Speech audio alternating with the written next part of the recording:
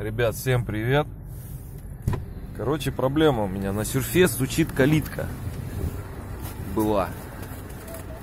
Я решил вообще тупо таким красивым способом. Открываем. Обычно стучит верхнее и нижнее крепление. Берем кусочек шланга. Вот он у меня. Вот он. Обычный кусочек шланга. И вставляем его вот сюда. И все, проблема решена. Никаких стуков и ни хера нет. Лайфхак.